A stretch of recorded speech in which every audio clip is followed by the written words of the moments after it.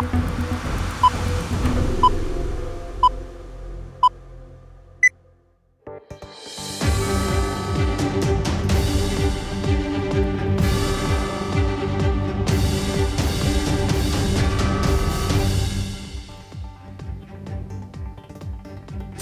барномаи хабари радио Озодӣ хуш омадед. Шаълои Гулхоҷа ҳастам, гардонандаи ин барнома ва то чанд дақиқа дигар ҳамроҳатон. мавзӯи имрӯз 11 феврал чунинанд.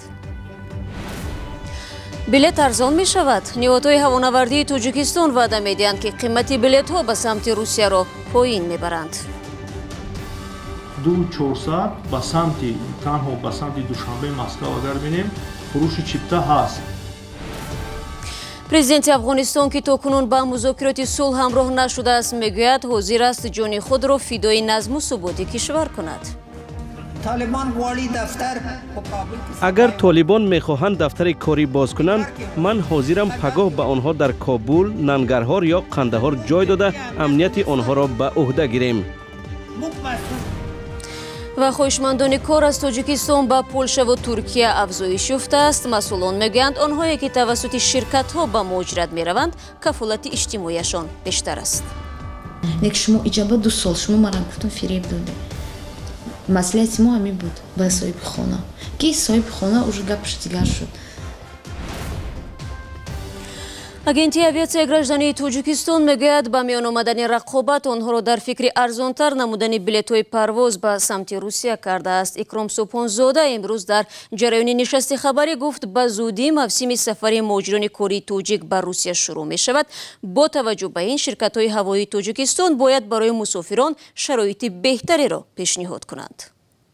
ва агар мо мавсими парвозҳои баҳору тобистонро муқоиса кунем бо мавсими парвози тирамоҳу зимистонро, аз 15 то 20% аллакай арзиши чипта ба аксари самтҳо пасттар фаромадааст ва барои аз даст надодани мусофирон ва аз ширкатҳои ҳавопаймои мо ва аз фурудгоҳҳои мо истифода баранд, ба ин мақсад дар 3 моҳаи 4 мо ширкатҳои ҳавопаймоии ватаниро даъват кардем ва таҳлили иловагии арзиши чиптаро гузарондем ва ба хулосае омадем аз оне ки дар як фурсати муайян бо як даромади нисбатан зиёдтар фаъолият кардан мусофирон аз дигар фурудгоҳҳо истифода мебаранд, ба ҳамин хулоса омада дар сиёсати тарифии муайянкунандаи нархи чиптаҳо мо масъалагузорӣ кардем.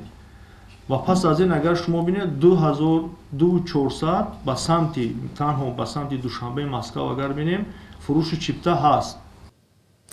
дар ҷавоб ба шикоятҳо аз гаронии нархи билет, Икром Субҳонзода афзуд, минбаъд онҳо кӯшиш хоҳанд кард ки тарифҳоро боз поинтар баранд. дар он ҷо ҳар як нуқтаи фурӯши чипта шартнома мебандад бо ширкатҳои ҳавопаймоӣ ки бо онҳо мехоҳад ҳамкорӣ намояд ва чиптаи самти парвозкунии ин ширкатҳоро фурӯшад. дар навбати худ аз фурӯши ҳар як чипта онҳо подошпулии муайяне мегиранд ки тибқи таҷрибаи байналмилалӣ эътирофшуда 6-7-8% ташкил медиҳад. ин низом низоми муқаррарӣ аст ва айнан айни замон ширкатҳои ҳавопаймоии ватанӣ аллакай ба фурӯши электронии чиптаҳо оғоз карда истодаанд ки ин рафта рафта аз байн нуқтаҳои чиптафурӯширо мебарад. яъне мустақиман дар сайти махсуси худ онҳо чиптаи электронӣ ба фурӯш мемонанд, пул ғайринақдӣ ба суратҳисоби онҳо гузаронида мешавад ва чиптаи электронӣ харидорӣ карда дар фурудгоҳ ба қайд гирифта парвоз мекунад.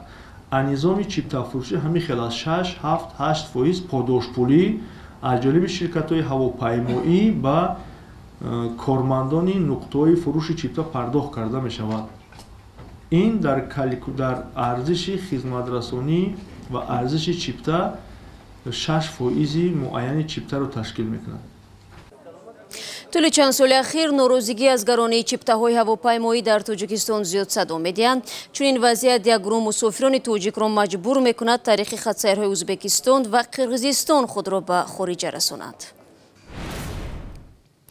сарпарасти вазорати дифои амрико Патрик Шанаҳан ба таври ғайримунтазира ва эълон нашуда барои дидор бо фармондеҳони артиши амрико ва мақомҳои афғон ба афғонистон рафтааст. Ин сафар дар ҳоле сурат мегирад ки гуфтугӯҳо миёни Вашингтон ва Толибон барои барқарории сулҳ дар афғонистон идома дорад. гурӯҳи Толибон то ба ҳол бо ҳукумати марказии афғонистон мустақиман вориди гуфтугӯ нашудааст. дар айни замон Ашраф Ғани ба ҷунбиши Толибон пешниҳодеро дар миён гузоштааст. тафсилот аз Искандари Хоҷамирзода. рӯзи 10 феврал президенти афғонистон Ашраф Ғани ба ҷунбиши Толибон пешниҳод кард ки дар Кобул намояндагии худро боз кунанд. вале ҷунбиши муҳофизакори исломӣ ҳамоно исрор меварзад ки бо ҳукумати афғонистон сари мизи музокирот нахоҳад нишаст. президенти афғонистон аснои зиёрат аз вилояти шарқии Нангарҳор аз он нигарон буд ки Толибон бо Иёлоти Муттаҳидаи Амрико дар Қатар ва сиёсатмадорони афғони мухолифи ҳукумати ин кишвар дар Москав гуфтушунид пеш бурда, ҳозир нестанд бо ҳукумати афғон раванди сулҳро арзёбӣ кунанд. агар Толибон мехоҳанд дафтари корӣ боз кунанд, ман ҳозирам пагоҳ ба онҳо дар Кобул, Нангарҳор ё Қандаҳор ҷой дода амнияти онҳоро ба уҳда гирем. ҷунбиши Толибон феълан дар тахминан нисфи қаламрави Афғонистон дар ҳоли муқовимат бо нирӯҳои давлатӣ қарор дорад. ҳафтаи гузашта дар Москав зимни арзёбии раванди сулҳ ҳайати Толибон талаб кард ки намояндагии расмии Толибон дар қаламрави Афғонистон боз шуда, таҳрими раҳбарони ин ҷунбиш аз сӯи кишварҳои ғарбӣ хотима ёбад. ҳамчунон Толибон раҳоии маҳбусон ва қатъи тарғиботи зидди Толибонро матраҳ намуданд. Ашраф Ғани дар назди сокинони вилояти Нангарҳор ваъда дод ки ба раванди сулҳ содиқ хоҳад буд. иншоаллоҳ сулҳи пойдору бошараф кишварамонро фаро мегирад. ман ҳозирам барои он худро қурбон кунам. сухангӯи Толибон Суҳайл Шоҳин дар суҳбат бо хабаргузории Reuters гуфт, ҷунбиши исломӣ ба он тамаркуз дорад ки идорааш дар Қатар аз тарафи ҷомеаи ҷаҳонӣ эътироф шавад. рӯзи якшанбе Шоҳин иброз дошт ки пешниҳоди ахири президенти Афғонистон ба раванди сулҳ латма мезанад. шумо барномаи хабарии радиои Озодиро тамошо доред. дар Ӯзбекистон Ихтиёр Абдуллоев аз мақоми раиси хадамоти амнияти миллӣ барканор шуд. Абдуллоев дар ин вазифа каме бештар аз 1 сол кор кард. қабл аз барнома ман бо ҳамкорам Сироҷдини Ислом аз бахши ӯзбекии радиои Озодӣ суҳбат доштам. нахуст ман аз ӯ пурсидам ҳафтаи гузашта қудои президент муовини аввали хадамоти амният таъин шуд ва имрӯз раиси хадамотро иваз карданд. яъне метавон гуфт ки Шавкат Мирзиёев аз амнияташ нигарон аст. بله شهلا، به نظر من شفقت میرزیویف از احوال خدمات امنیتی از کارهای آنها اونقدر ممنون نیست و نگرانی ها خیلی زیاد است. خبرهایی که اطلاعی که ما داریم در دست داریم علیه نزدیکان اختیار عبداللهیف از جمله معاون اولش، مشاورش و یک چند نفر دیگر بلند رتبه پرونده جنایی باز شده است و امروز نیست این تفتیشات ادامه دارد. گویا گفته می شود که اینا متهم شدن در فساد اداری.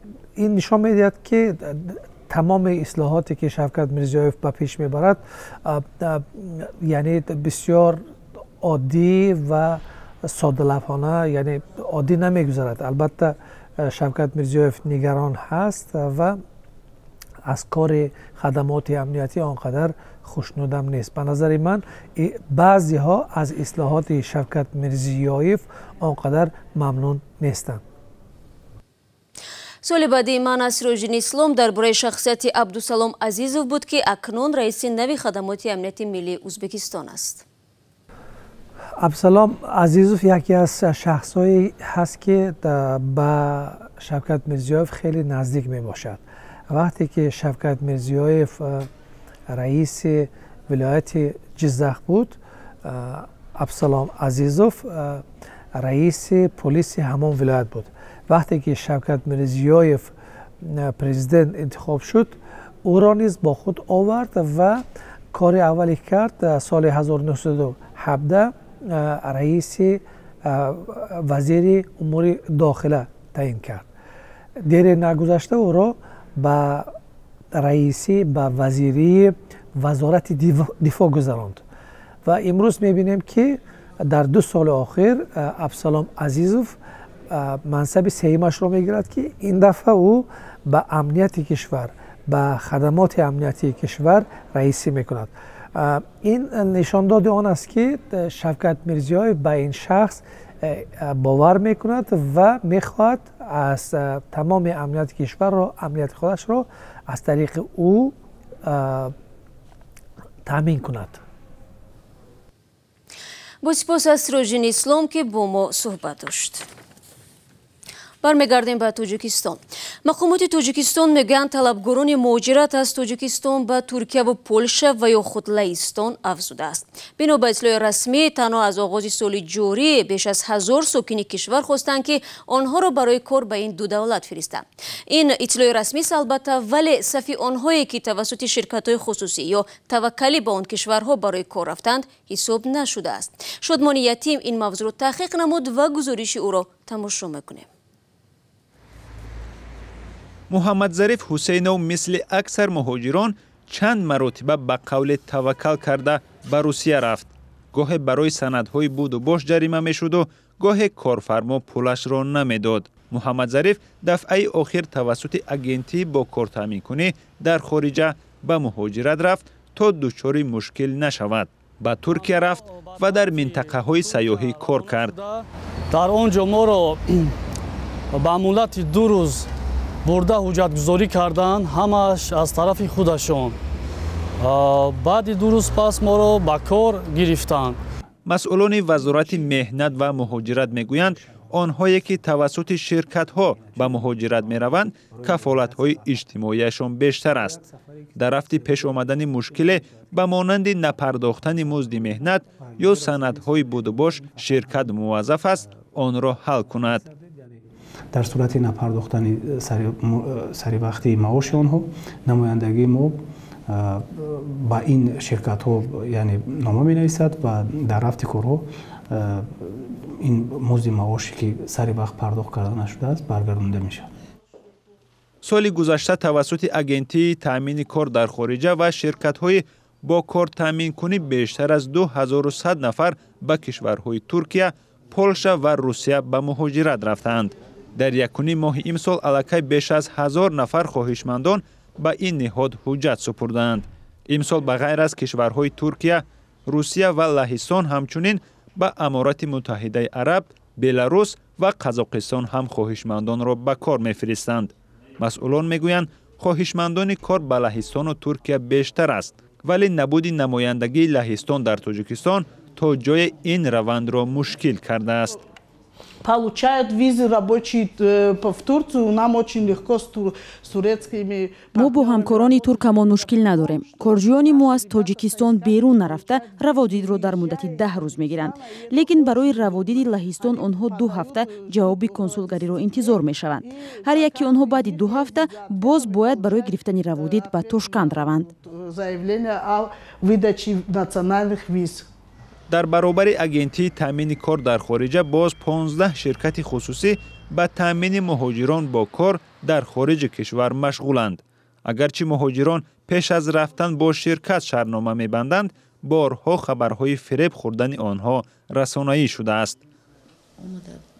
مدینه خدانظرова یکی از آنهایی بود که میگفت در عربستان سعودی حقوقهایش پایمال شده و مورد اذیت قرار گرفته بود. من باید کار میکردم، خانه میرفتم میومدم. لیکن شما ایجابا 2 سال شما منم گفتم فریب داده. مسئله ما همین بود با صاحب خانه. که صاحب خانه уже گپش دیگر شد. که نه تو میشینی 2 سال کار میکنی. مسئولان دولتی میگویند کارجویان باید توجه کنند که روادیدشان کاتگوریای دی باشد، وگرنه با دادن روادید سیاحی میتوانند از جانب برخی شرکت‌های کاری فریب خورند.